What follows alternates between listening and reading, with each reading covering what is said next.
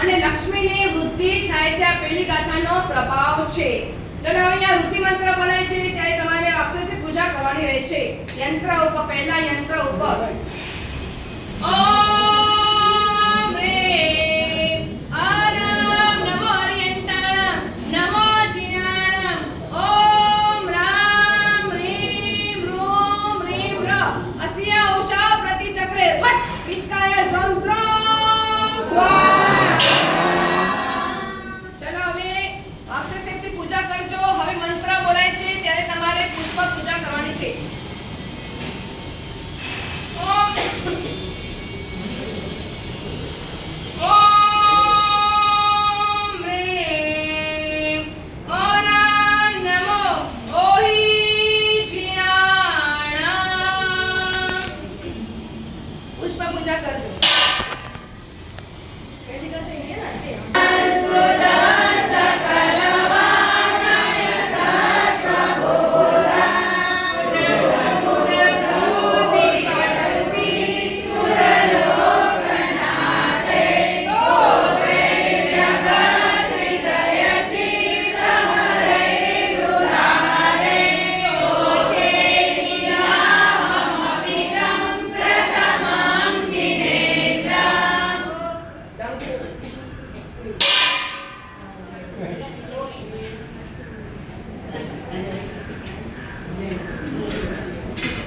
ચલો ઋતિ મંત્ર.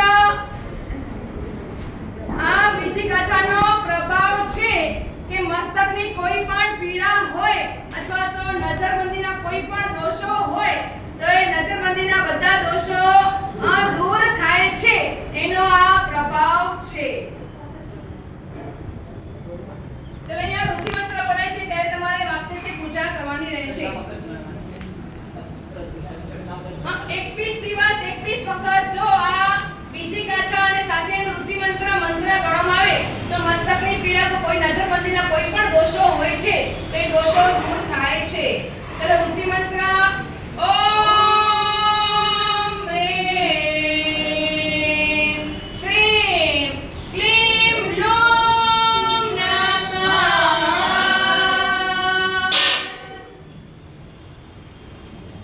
ચલો હવે અહીંયા મંત્ર બોલાય છે. પુષ્પ પૂજા કરવાની રહેશે. ઓમ રેમ આરામ નમો ઓહી જીનાણમ.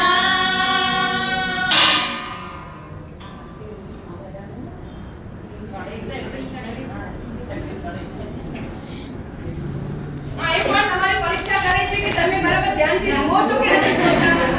એટલે ચલો હવે ભક્તામણી ત્રીજી ગાથા બોલાય છે. બોધ્યા વિના ગિરિમુદાચિ સમાજપિતમ સોમ સમુદ્રતમતિ વિગતંતપોહમ કાલમ વિહાય જલસંસિતમિન્દુબિંબમ અન્યપરિચ્છતિ જનમ સહસાગ્રહીકુમ.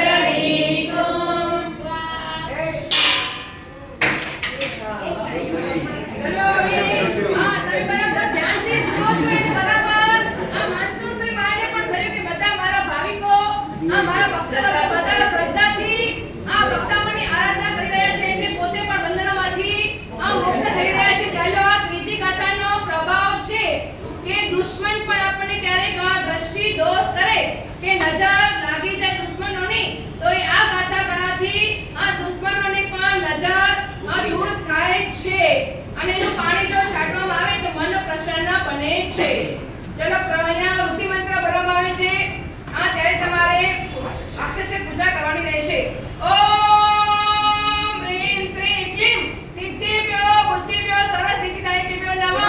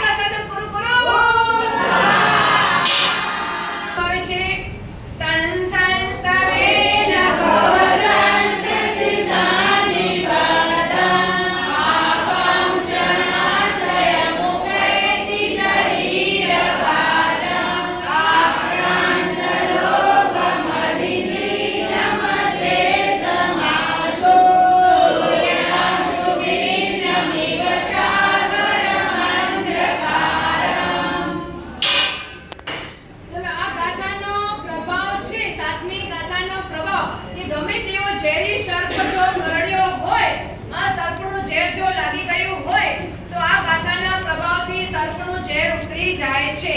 ચલો રુધિર મંત્ર અક્ષય પૂજા કરજો. ઓમ હ્રીમ શ્રીમ હમ શ્રમ શ્રામ શ્રીમ ક્રમ ક્લીમ સર્વદ્વિધ સંકટ શુદ્ર ઉપદ્રવ કષ્ટ નિવારણમ કુરુ કુરુ.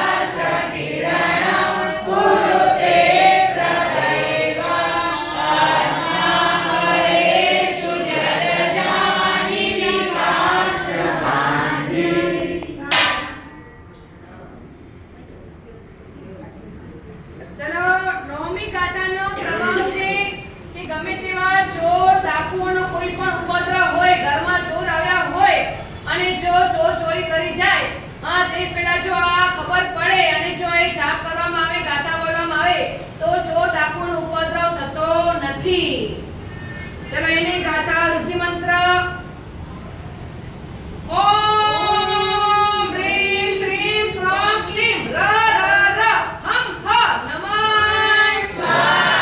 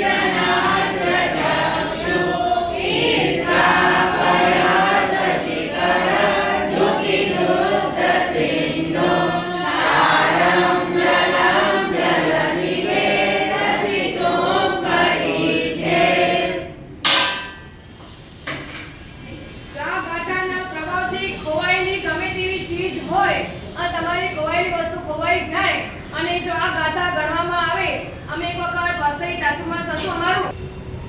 ઓમ રીમ રીમ રોમ શ્રામ શ્રીમ શ્રુમ શ્રા સિદ્ધા બુદ્ધ બુદ્ધાચો ભવ ભવ વષટ સંપૂર્ણ સ્વાહા.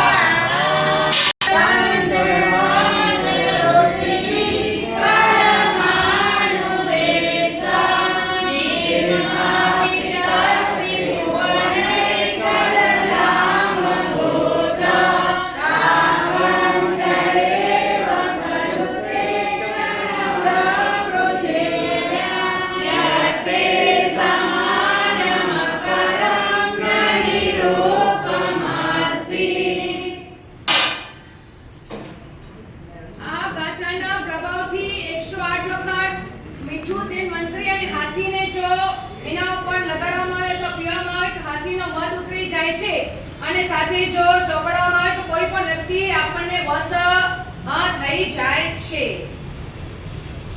એટલે વશીકરણ જેવી વિદ્યા છે કે કોઈને વશ કરવું હોય તો આ ગાથાથી વશ થઈ જાય છે. ચલો આપણે 12 ગાથા અહીંયા થઈ પૂર્ણ. સર્વ રાજા પ્રજા મોહિની સર્વજન વશ્યમ કુરુ કુરુ.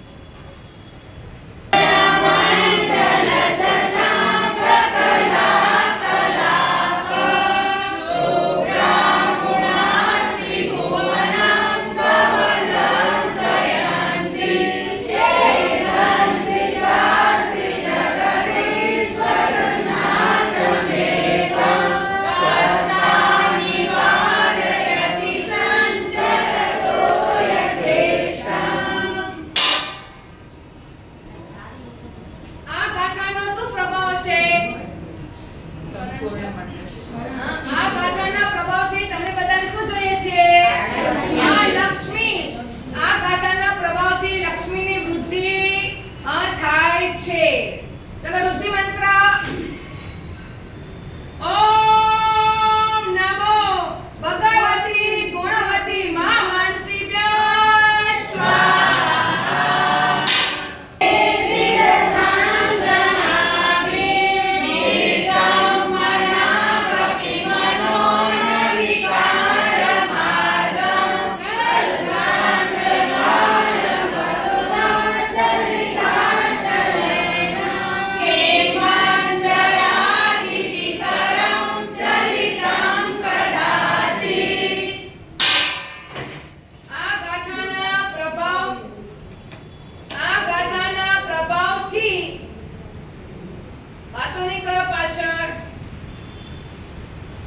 જે આપણા તમામ વિકારો હોય આ વિકારો દૂર થાય છે. 108 વખત જો રોજ આ ગાથા ગણવામાં આવે મંત્રોચ્ચાર ગણવામાં આવે તો ગમે તેવા મનના વિકારો હોય છે વિકારો દૂર થાય છે. ચલો વૃદ્ધિ મંત્ર. ઓમ નમો ભગવતી ગુણવતી સુષ્મા પૃથ્વી વજ્ર શૃંખલા માનસી મહામનસીભ્યઃ